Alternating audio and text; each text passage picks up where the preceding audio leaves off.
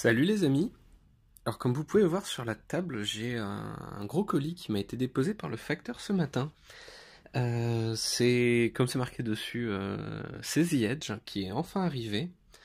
Donc The Edge, c'est un jeu de Awoken Realms qui avait été mis sur Kickstarter il y a à peu près 2 ans, qui pour une date de livraison annoncée en août 2017 et qui est livré aujourd'hui avec une petite année de retard, une bonne année de retard. On va l'ouvrir ensemble, on va regarder ce qu'il y a dedans et on va se demander si cette année d'attente valait la peine. Donc comme vous pouvez le voir, c'est une grosse boîte. Une grosse boîte, elle doit faire à peu près 80 cm de long sur 40 de large, je dirais. À peu près 30 de haut, 20 à 30 cm de haut. Donc on va l'ouvrir. Alors j'ai fait tomber les scellés autour. Donc il y a du contenu. Là, voilà, on a le papier bulle. Hop. Voilà. On va enlever le papier bulle. Donc là j'ai 2 boîtes. Des lettres. Hop. Une première enveloppe. Qu'est-ce que c'est? Campaign Secret Envelope. Only for the most persistent The Edge Downfall veteran. Do not open unless instructed to do so. Bon, on va la laisser de côté, puisqu'il ne faut pas l'ouvrir. Une petite feuille. Dear Backer.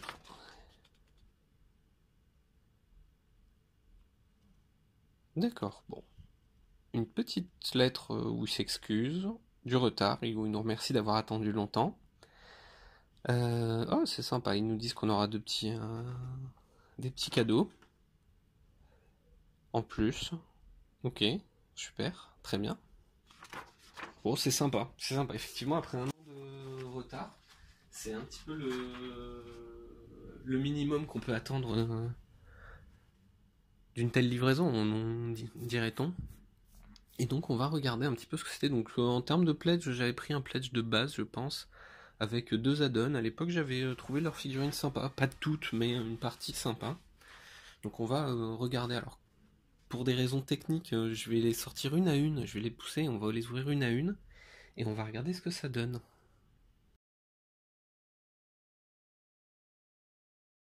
Donc on a des petites gemmes là en plastique. Voilà. Des grosses gemmes, sûrement pour compter des points de victoire ou représenter des ressources. Je sais pas, il faudra que je lise les règles. On a ce deck de cartes, donc ça c'est le cadeau additionnel qui avait été annoncé là, dans la précédente lettre, ce qui est plutôt sympa, hein, on va pas se mentir. Donc c'est un jeu de cartes. A priori j'ai des as et des trucs comme ça, donc je pense qu'on est sur un jeu de cartes de base. Enfin, un core game, un jeu de cartes de 52 cartes habituel, mais redesigné, effectivement, d'accord. Bon, très bien. Voilà. Ok, bon, très bien. Super, on est content. On pourra se faire une petite belote si on a la flemme de lire les règles. Ok. Des jokers, des cartes en plus, des illustrations. Les illustrations sont pas si mal que ça, hein. Je suis désolé pour la mauvaise lumière, je vais juste... Voilà, c'est mieux. Voilà. On a quelques illustrations. Bon, c'est sympa. C'est toujours sympa d'avoir des trucs en plus. Un jeu de cartes, ça sert toujours. Les cartes sont un peu spé, mais pourquoi pas, hein. On en a vu d'autres, des jeux de cartes un peu spé. Très bien. Là, on a un petit jeu en plus. On va l'ouvrir. Voilà. Donc on l'a ouvert. Un petit jeu de cartes. Pareil, ça nous évitera d'avoir à lire les règles si jamais on est flemmard. Ok. Très sympa. Ouais, c'est sympa. On apprécie. Avec les 1 an de retard. Hop. Donc ensuite, on a le plateau de jeu. Le plateau de jeu, donc ça c'est un... Est-ce que c'est un plateau de jeu additionnel? Je ne sais plus. Est-ce que c'est le plateau de jeu normal? Ah oui, donc le jeu se joue sur des socles hexagonaux, donc c'est un plateau de jeu recto verso. Donc il se déplie encore, hein, Je vous le montrerai en grand. Donc on a des zones, il est joli, il est rigide. Voilà, on doit sûrement pouvoir poser des decks de cartes ici. Ça doit être pour des effets, peut-être gérer des ressources, hein, plus ou moins. Donc c'est un plateau qui est recto verso. Effectivement, on retrouve le même de ce côté-là. Et le jeu se joue effectivement, ça je sais pas ce que c'est, bon on verra. Et il se joue donc sur des bases hexagonales. Hop. Là, on va ouvrir la grosse boîte, voir ce qu'il y a dedans. Donc c'était une option avec deux factions, les Faceless versus les Reborn. Et dans le pack bonus, on avait une troisième faction, là c'est Razak. Donc The Edge, ça se passe dans un univers qu'ils décrivent comme steampunk. Donc j'ai pas non plus lu l'univers, hein. J'ai un peu pledgé sur un coup de tête il y a longtemps. Voilà, pour avoir un... Ah, comme vous voyez ça, je fais ça au couteau de vigneron. Qui n'est rien de plus qu'un tire-bouchon. Hop, on dégage tout ça.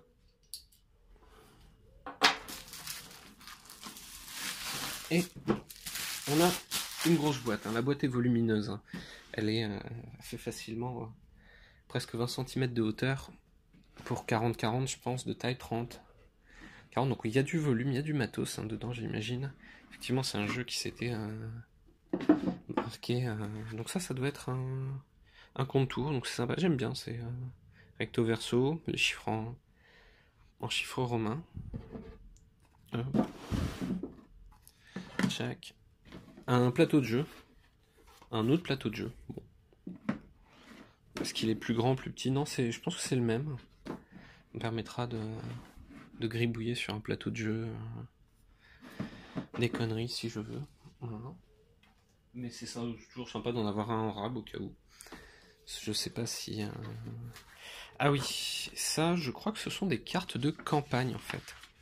On pouvait jouer, c'était un jeu avec des livrets de campagne si je dis pas de bêtises. Et donc on doit pouvoir jouer des campagnes entre les deux factions. Avec sûrement de la prise de contrôle et des scénarios différents et des étapes de campagne. Un carnet de campagne, un deuxième, un troisième, donc je pense qu'on doit pouvoir écrire dessus. Oh, plein de carnets de campagne. Je sais pas si on va se faire un petit kiff et la rejouer ad vitam aeternam. A priori on en a deux. Une ici et une ici. Voilà. De ce côté-là on va la mettre à l'endroit. Et on en dispose d'un certain nombre.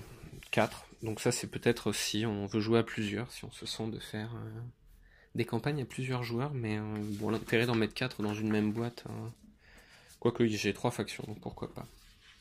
Là j'ai encore une autre campagne, ou peut-être des missions spéciales d'une campagne, ou des lieux particuliers à atteindre. Là j'ai des autocollants qui doivent servir à décorer nos cartes de campagne. Bon. Ok, encore des autocollants. Alors je sais pas combien de campagnes ils permettent de jouer. Vu que j'ai 4 cartes de campagne, il devrait pouvoir... le rulebook. C'est pas très épais comme rulebook. Je pense que les règles sont assez simples. Ok. Bon, faudra lire tout ça. Alors, pour la petite information, il y avait une proposition de version française et anglaise à la traduction. Moi j'avais pledgé pour la version anglaise parce que j'avais anticipé assez raisonnablement que la version anglaise serait disponible bien avant les versions traduites. Et je me trompe pas, hein, puisqu'on a encore reçu dans les mails là des informations comme quoi les versions en langue étrangère étaient encore en cours de traduction. Donc voilà, ça aurait mis encore plus de temps pour recevoir. Donc le carnet des stretch goals, j'imagine que ça c'est donc les boss. Ouais, donc on a des scénarios. Donc il y a bien eu une campagne qui a été développée. Donc on va pouvoir regarder un petit peu cette campagne. Des artefacts, des boss, des trucs comme ça. Donc ouais, il y a des figurines qui avaient l'air bien sympa quand même. Il me tarde de trouver tout ça. Une petite campagne Faceless versus Reborn, donc c'est assez cool, je pense. Ouais, ok. Donc pareil, donc toujours pareil, des différents scénarios donnant les forces, en présence, ce qu'il faut faire, ce qu'il faut pas faire et les conditions de victoire. Plus un petit peu de fluff. Donc voilà, donc on est Pas mal, hein. Non, le livre est joli, les illustrations sont jolies, sont sympas. Voilà. La mise en page est léchée, enfin voilà. C'est assez sympa ce côté, cette police. Et la police d'écriture est chouette. Non, globalement, c'est quand même des bouquins sympas, hein, on va pas se plaindre pour un jeu. Encore des autocollants, donc ça doit être pour une autre campagne, ou pour une des deux campagnes. Donc j'en ai deux, hein, une liée au stretch goal et une liée à la boîte de base. Donc là, je sors des tokens à dépuncher, des plaques de tokens. Donc ça doit être pour les reborn. C'est des trucs qui sont assez proches de la nature, de ce qu'on peut voir graphiquement. D'accord. Ouais, ça ressemble à des espèces de copains de la nature. Un petit peu. Je peux pas vous en dire plus pour le moment. Ça sera. Donc des tokens. J'espère qu'ils sont expliqués ailleurs que dans le rulebook, parce que le rulebook est un petit peu fin quand même. Et que s'ils nous expliquent. Non, c'est bon, là je vois les. Donc pareil, là ça c'est des marqueurs, alors de campagne, de je sais pas quoi, de faceless, je sais pas. On découvrira tout ça. Mais en tout cas, le matériel est sympa, hein. Enfin, on est sur du carton plutôt rigide, hein, donc des tokens sur le format un petit peu habituel sur des jeux de société et, à dépuncher, donc le carton est assez épais. Des factions. La feuille de faction, donc avec des profils, donc un petit peu de fluff ici dans le top, un petit peu de guide tactique. Donc c'est un jeu qui se joue a priori sur du deck, hein, sur une partie de deck building. Donc il faudra voir l'explication des tokens dont je me posais la question, l'exemple de cartes, les différentes équipes, voilà, les différentes unités. Donc on va voir ce que ça donne, hein. Voilà, recto verso, ok, donc ça doit être les cartes et le deck qu'on construit. Donc c'est assez... c'est du beau matériel, enfin c'est une petite feuille, c'est type Bristol, donc c'est assez light, mais je pense que ça n'a pas vocation à être tordu, déchiré et trimballé, donc c'est pareil. Donc là c'est l'autre faction, les Faceless, donc c'était bien leur token, mais ils en ont vachement moins. Voilà, donc pareil, le fluff, le guide tactique, les cartes et les profils, voilà.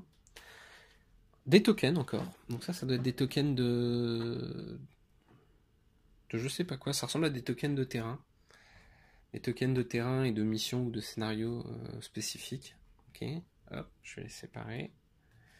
Donc il y a pas mal de matériel, hein, c'est sympa. Là c'est... Ah oui, donc il y avait une campagne qui avait été débloquée avec un boss là, qui est disponible en figurine, je crois. Il faudra que je regarde dans les add-ons s'il y est. Ok, donc ça va permettre de jouer la campagne qui a été débloquée. Ok. Je sais même pas si c'est des campagnes un joueur ou pas en fait. Ça fait tellement longtemps que j'ai pledgé et que j'ai pas re-regardé les news que je pourrais pas vous en dire plus pour le moment. Enfin voilà, c'est un peu le problème avec ces trucs-là vous avez une tonne de matériel, vous avez pledgé pour plein de trucs en fait. Où ils vous ont mis plein de trucs au fur et à mesure des stretch goals et vous recevez ça 2 ans plus tard, vous savez même plus ce qu'il y avait dedans ou pourquoi vous avez pledgé en fait. Donc voilà.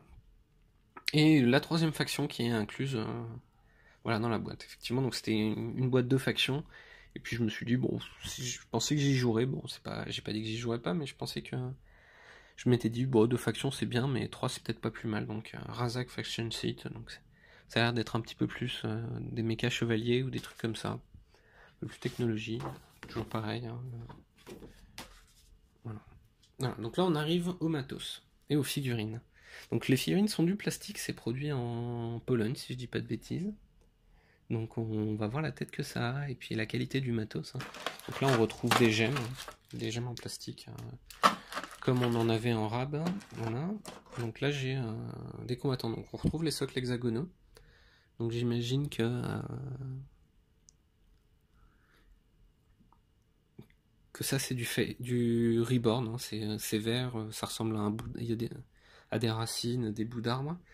Là, alors c'est assez détaillé, hein, la qualité est...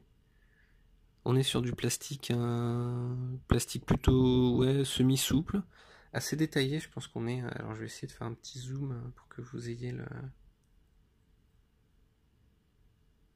Donc on a quand même une belle qualité de détail, hein, on va pas On va pas cracher dessus, hein, c'est quelques lignes de moulage là, mais rien de rédhibitoire. Ça me fait assez penser, ouais,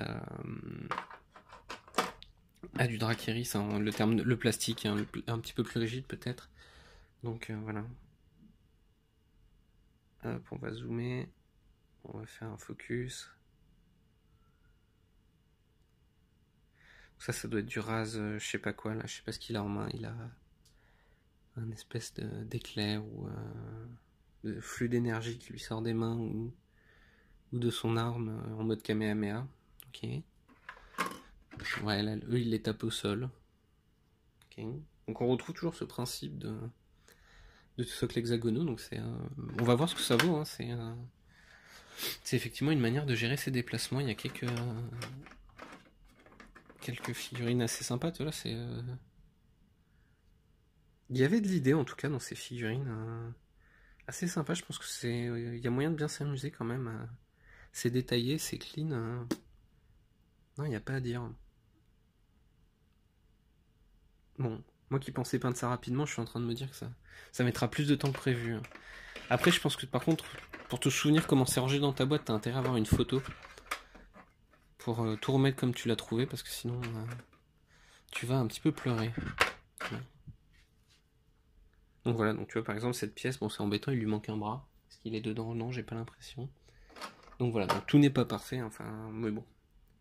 Voilà, bah écoutez, moi j'ai un truc, il lui manque un bras, donc on le réécrira et puis on verra s'ils mettent du temps à renvoyer le bras de la miss, hein, sinon il faudra improviser quelque chose. Ok.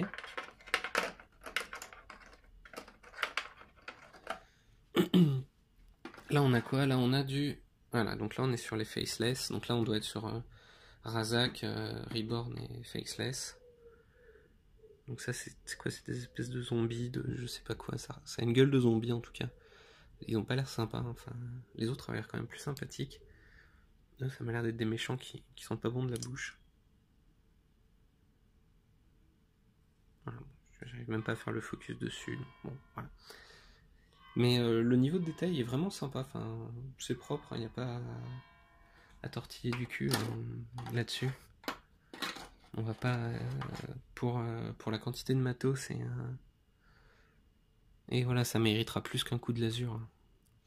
Je dis ça parce que je pense à certaines techniques de speed painting de zombicide où on pose les bases, on fait des grands coups de wash ou de la vie ou de l'azur. Lui, il a des trucs qui lui sortent du dos, ok, bon. C'est bien sympa. Non, non. Là, j'ai des marqueurs objectifs, je pense, ou des pions objectifs. J'ai des tentacules qui sortent du sol. On va ouvrir le sachet, ce sera plus simple. Donc là, j'ai des tentacules qui sortent du sol. Voilà. En mode Cthulhu. Bon, parce que des tentacules, c'est toujours sympa, ça fait toujours un peu frémir les gens. C'est un peu... on s'imagine des trucs gluants dégueulasses qui vous attrapent et qui vous lâchent plus. Une bannière, un petit pion objectif, très bien. Hop, on va tout ranger. Hop. Donc le truc qui est assez sympa, c'est que tout arrive déjà monté. Alors, vous allez me dire heureusement quoi, parce que vu la quantité de matos. Alors moi j'aime bien monter les trucs, hein, plus que peindre d'ailleurs je pense, au final, mais je prends plus de plaisir à monter les trucs qu'à les peindre je pense. Et pourtant j'aime beaucoup peindre, hein, mais voilà. Mais ouais, monter les trucs et les ébarber, c'est mon grand kiff. Vous allez me trouver bizarre, mais là, des petits tokens en forme de bouclier. Ouais, ok. Là, d'autres tokens. Une perle chinoise, c'est sympa. Voilà, ça nous rappelle nos après-midi en primaire et maternelle dans les cours de récré. Des dés. Des dés à... Tiens, alors ça, c'est intéressant. Là, j'ai un dé qui commence à 1 et qui va jusqu'à 6.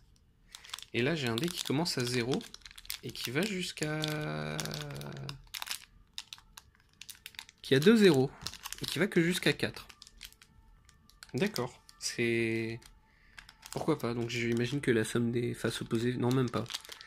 Non, parce qu'avec 2 0, ça flingue tout, en fait. Ok, bon. Non, c'est intéressant. C'est la première fois que je vois un dé à 6 faces numéroté de cette manière. Je sais pas à quoi c'est... Ah voilà, là on arrive sur des gros trucs. Donc là on a les decks.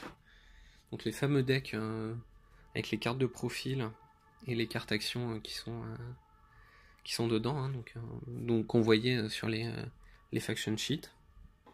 Ça c'est assez sympa. Alors la grosse bestiole, alors ça c'est chouette parce que c'est vraiment une grosse figurine. Donc elle fait à peu près 10-12 cm de haut. Ouais, une petite dizaine de centimètres. Hein, je vais faire du placement de produit, on va sûrement m'en vouloir, mais au moins ça fait 10 cm et c'est tranquille. Donc voilà, donc ouais, j'ai une figurine qui fait sur les... Alors vous voyez peut-être pas la caméra, mais qui fait 8 cm de haut quoi sur le socle. Un petit peu plus, qui fait à peu près 8 cm de haut, donc c'est une belle pièce. Hein. C'est une belle pièce. Alors les gars sont quand même bien fait chier avec tous les inserts en plastique hein, pour les figurines, et je pense que vraiment si t'as pas une putain de photo de ta boîte, il y a moyen de passer plus de temps à la ranger qu'à jouer. Donc d'autres bestioles. Voilà. Celle-là, elle a un seul pied et 2 bras. Bon, c'est pas un corps humain dans une machine. Donc ça doit être des trucs semi-démons, semi-machine, ce merdier. Les faceless. Voilà, lui, je sais même plus dans quelle tête il est. Ah putain. Oh là là. Bref. Comme ça, non. Bon. Oh là. D'accord, bon, pas prendre par les trucs, hein, c'est... Donc ça, c'est des hommes araignées, ou... J'ai plus le nom du méchant dans Spider-Man, hein, honte sur moi. Dr Octopus, voilà. Donc non, les figurines sont quand même vachement sympas, hein, elles sont dynamiques, elles sont assez chouettes. Je pense qu'il y a moyen de se faire quand même bien plaisir sur la peinture. Voilà. Donc j'ai 3 autres hommes araignées, hein. Je vais pas tous les sortir. Voilà, je vais regarder chez les hommes arbres. Donc là, on a pareil la grosse figurine. Donc celle-là fait la même taille en fait. Hein. Elle fait la même taille. Elle est plus fine, donc elle paraît plus grande. Mais en fait, non, si vous mesurez, vous êtes suivre, elle est un poil plus grande. Mais donc des figurines assez sympas quand même. C'est sympa d'avoir des grosses pièces comme ça, assez détaillées, assez clean. Voilà, puis l'idée est cool. Hein. La femme arbre avec des ailes en forme de branche. Alors, c'est assez flou et je pense que vous voyez peut-être pas tout. Ouais, c'est mieux là. Mais voilà, il y a des jolies figurines, je ferai peut-être des petites photos pour les rajouter avec un loup-garou. Voilà, bon, c'est. Il n'y a pas de surprise hein, sur un loup-garou, c'est un truc qui marche debout avec une tête de loup. Donc, on va pas.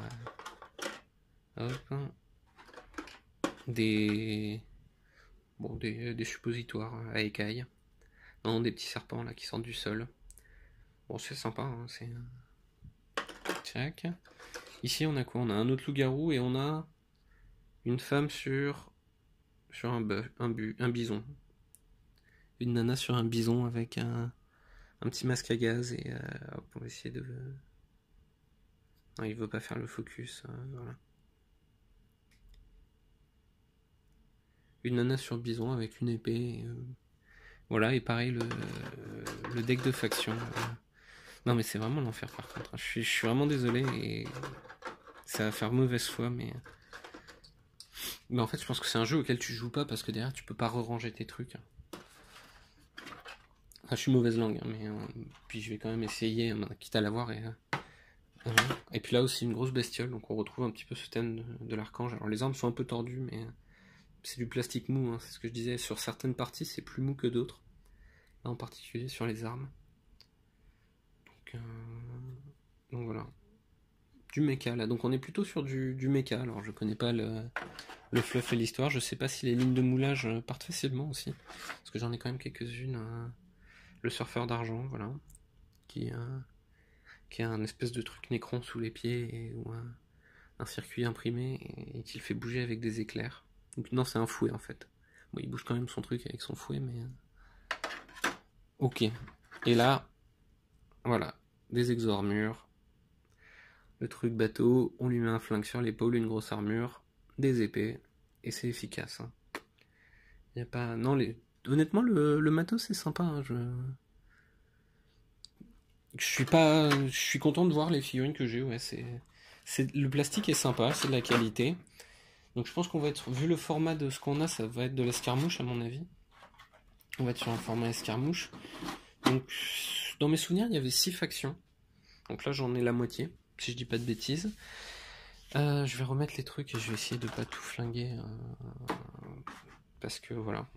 Donc ça, faudra déclipser, faudra sûrement prévoir une petite boîte ou un petit rack pour foutre ces tokens une fois qu'on les aura dépunchés.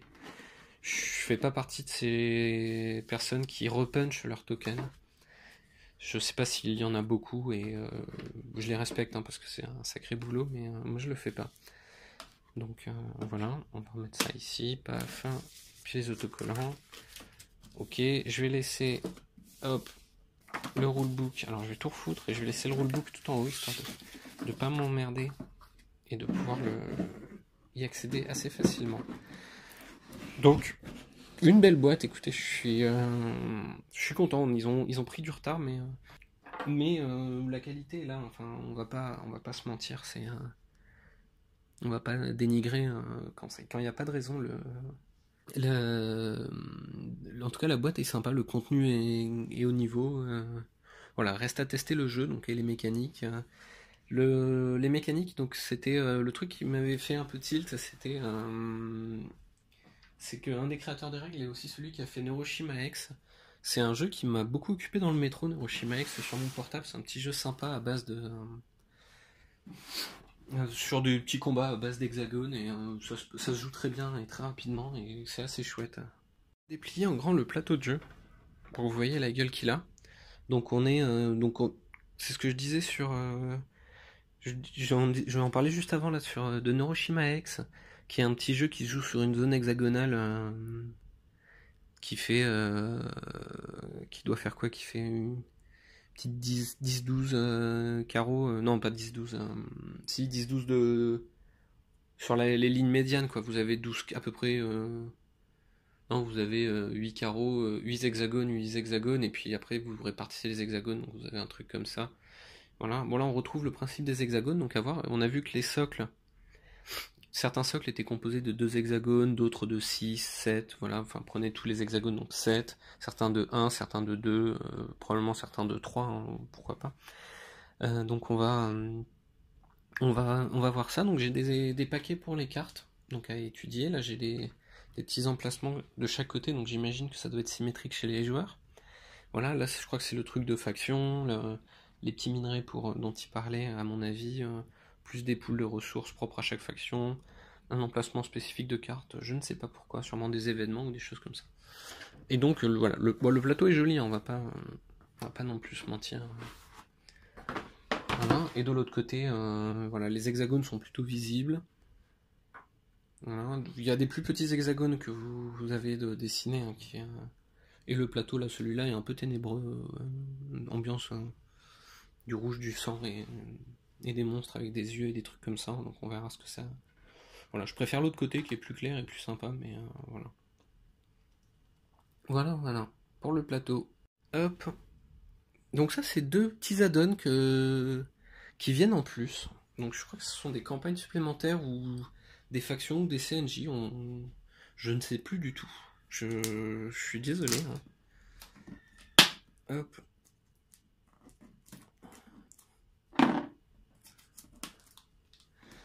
Tac, on va en ouvrir un. Alors je pense que c'était un des trucs qui m'avait finalement fait un site. Si mes souvenirs sont pas trop mauvais, pas trop rouillés avec le temps, je crois que c'est un des trucs qui m'avait fait un petit peu pencher pour un pledge sur ce jeu. Parce que j'avais trouvé les grosses figurines assez sympas. Donc là j'ai ouvert la donne qui s'appelle Father of the Sun. Father of the Sun. C'est avec un superbe accent anglais. Donc ouais. Alors je vous rassure, j'ai pas trop de soucis avec l'anglais. Sinon j'aurais pris le temps d'attendre les versions françaises. C'est pas. Donc j'ai un add-on sous plastique. On va le déplastifier. Hop, hop. J'enlève ça, on le remettra dedans après. Donc un emplacement pour des cartes. Okay. Donc voilà, donc je suis en train de dépuncher le merdier. Donc pas mal d'inserts. C'est assez propre, il y a quand même du matos. Là des petites araignées. Petites araignées pestiférées. Alors c'est pas vraiment des araignées parce qu'il n'y a que 6 pattes. Là les trucs se sont barrés des petites araignées, des petites bestioles pas très sympas, qui pour le coup elles seront sûrement peintes à la lasure. Voilà. Là des petits cultistes. Voilà, donc ils ont un bras qui sort du dos, qui tient une lanterne, un couteau, une tête, un masque à la Vidocq. Pour ceux qui se souviennent de ce film français. Donc j'ai 4 cultistes. Hein, les mecs se sont pas fichés, ils ont foutu les 4 mêmes. Hein. Mais pourquoi pas, hein, très bien. Et la grosse bestiole, donc pareil, hein, on retrouve toujours ce concept de grand boss qui est vachement grand. Donc ça c'est assez sympa, je trouve que c'est vraiment sympa d'avoir des grandes figurines. Alors elle penche un peu sur le côté, va falloir la redresser la bestiole. Mais quitte à peut-être percer et par en dessous pour foutre une grande tige de métal et tenir le merdier sous son poids. Parce que là, bon, bah, ils rentrent des fêtes de Bayonne, hein, puisque c'est la saison. Non, la figurine est jolie, hein, y a des détails. Hein. Je pense que un peintre, quand on peint, il y a moyen de se faire bien plaisir. Donc, vous aurez peut-être le droit à quelques peintures assez sympas. Il a des bougies sur le dos, donc voilà. C'est sobre, c'est efficace. Hein. Un géant qui a 4 bras, des lanternes. Ce côté un peu chevalier mystique avec les jambières, la tunique. Y a pas grand chose à dire. Hein. Je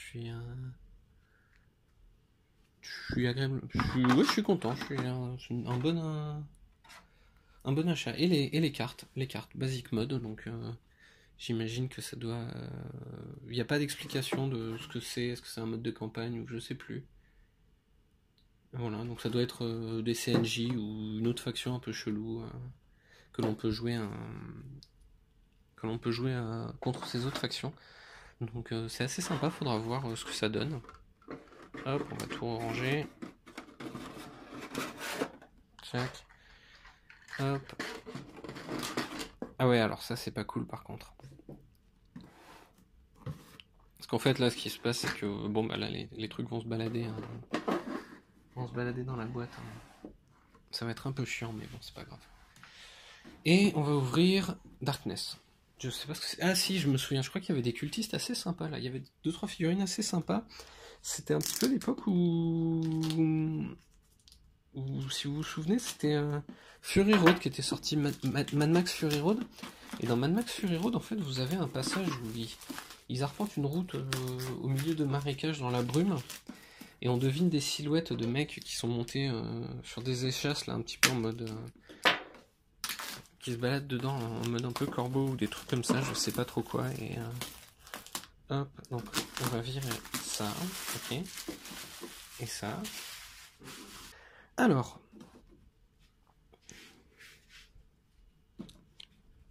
hop, donc Darkness. Alors lui, la grosse figurine était sympa, ouais. Donc ouais, effectivement, donc on retrouve cette idée de grosse bestiole, voilà. Donc c'est ce que je disais, hein, on avait des figurines montées sur des espèces d'échasses qui marchaient dans un putain de marécage. Et ça c'était dans Mad Max Fury Road. Et je me souviens qu'elle m'avait fortement fait penser, alors je sais plus si les figurines étaient postérieures, en tout cas à ma vision de Mad Max Fury Road, mais elle m'y avait fortement fait penser, j'avais trouvé ça assez sympa. Puis on retrouve toujours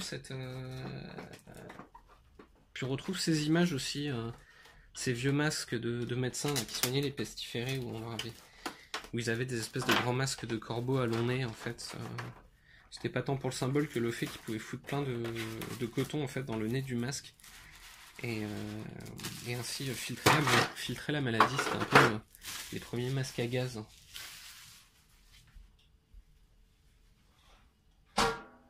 de l'époque. Voilà, alors n'hésitez pas à vérifier, confirmer l'information, parce que j'ai pas envie de dire de conneries, et qu'on raconte souvent des petites histoires comme ça, et on se dit, oh c'est chouette, c'est assez vrai, et ça met du charme, mais parfois c'est complètement faux. Et j'ai pas envie de vous raconter des conneries. Donc, on a encore des bestioles là sur des échasses. Voilà, d'accord. Bon, c'est des espèces de poulpes. Poulpes. Bon, vous voyez, hein, la figurine est vraiment clean. Il n'y a rien à redire là-dessus. Hein. Si je prends le temps. Voilà. On est sur des figurines un petit peu plus grandes que d'habitude. Hein. Donc j'en ai 2 comme ça. Voilà. Donc là, effectivement, on retrouve les cultistes Donc c'est assez sympa parce que là, leurs échasses, en fait, bon, c'est pas très visible, mais ce sont des épées, des lames. Donc le concept était assez sympa, j'avais bien aimé, en tout cas à l'époque. Des mecs avec des crânes de piaf montés sur des lames en échasse, avec des épées et des espèces d'ailes cheloues qui leur sont fixées dans le dos. Voilà. Non, j'avais trouvé les concepts vachement sympas, et c'est peut-être un peu pour ça que j'étais allé sur le jeu, parce que voilà. Là, d'autres bestioles, des trucs qui se baladent, alors je sais pas trop sur quoi, sur un nuage de vapeur, sur. Mais non, non, l'ambiance c'est assez sympa. Hein. Faudrait que je vous relise que je ressorte le livre d'univers un petit peu pour pouvoir vous aider. Des femmes serpents, ok. Donc, comme vous l'avez compris, on n'est pas sur du Medfan sympathique avec des gentils, des méchants, des elfes, des nains et des gentilles petites fées. Hein. C'est plutôt un monde assez sombre. Hein. On va pas se leurrer. Hein. C'est quand même assez visible à l'œil nu. Je pense que j'ai pas besoin de lire le fleuve pour vous dire qu'il y a des trucs qui ont grave merdé dans ce monde-là. Donc là, c'est un petit sachet de marqueur objectif. Voilà. Donc c'est sympa, c'est des petits trucs sympas. Je sais pas si ça servira d'objectif ou si ça atterrira dans une boîte à rabio. Mais c'est assez cool en fait. Hein. On est toujours fan d'avoir des petites merdes comme ça qu'on peut réutiliser au pire sur des décors. Là j'ai un boss. Je crois que c'est un boss de campagne d'ailleurs, hein, si je dis pas de conneries. C'est un des boss de campagne qui doit traîner dans le livret de campagne de tout à l'heure.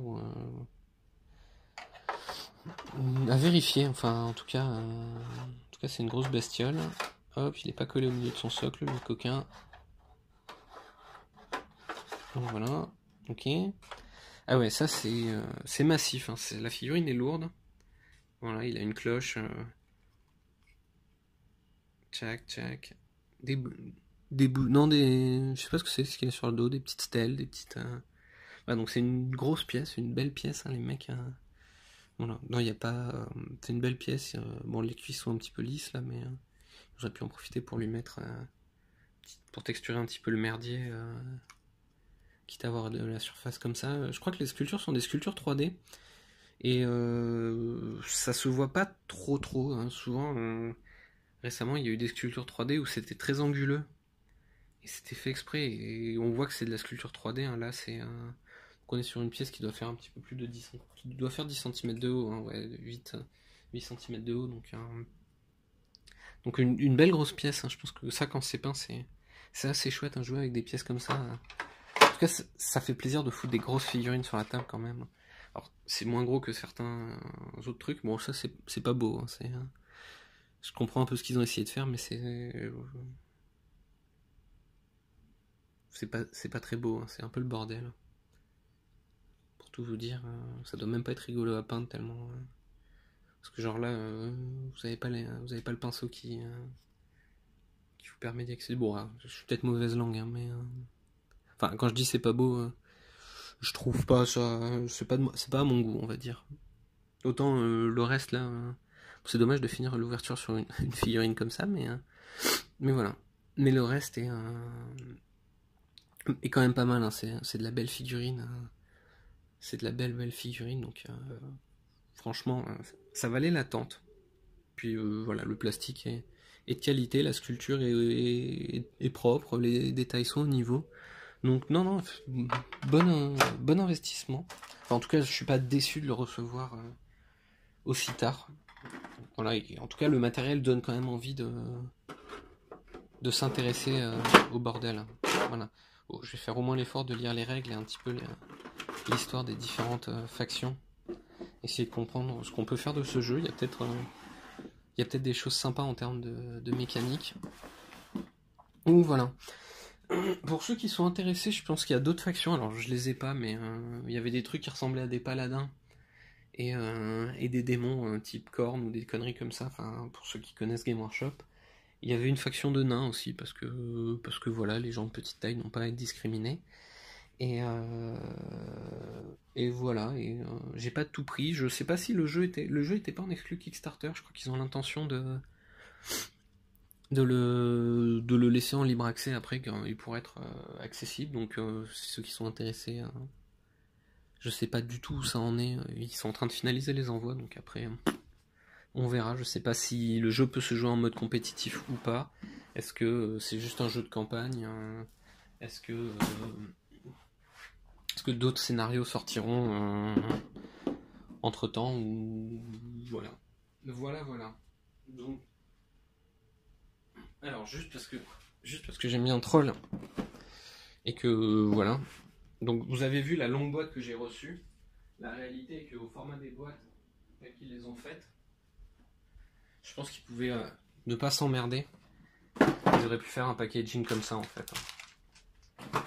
Sans vouloir être mauvaise langue, un packaging comme ça faisait un carton. Alors ça fait peut-être des cartons un petit peu plus longs, peut-être un petit peu plus chiant en termes de mise en boîte, mais et pour eux c'était peut-être la solution la plus simple. Mais je trouve que ce packaging est quand même plus pratique que celui qu'ils ont là, d'un carton de 80 cm à trimballer, c'est un peu chiant. Mais bon, voilà. Bon, ben, donc la prochaine fois, je vais peut-être vous faire un petit résumé au moins des deux factions principales qu'on voit sur la boîte, hein, Facelace et Reborn. Vous raconter un peu leur histoire et puis essayer de lire les règles. Et puis regarder peut-être pour au moins tester les mécaniques de jeu, qu'on ait une petite idée de ce que ça vaut. Allez, bisous tout le monde.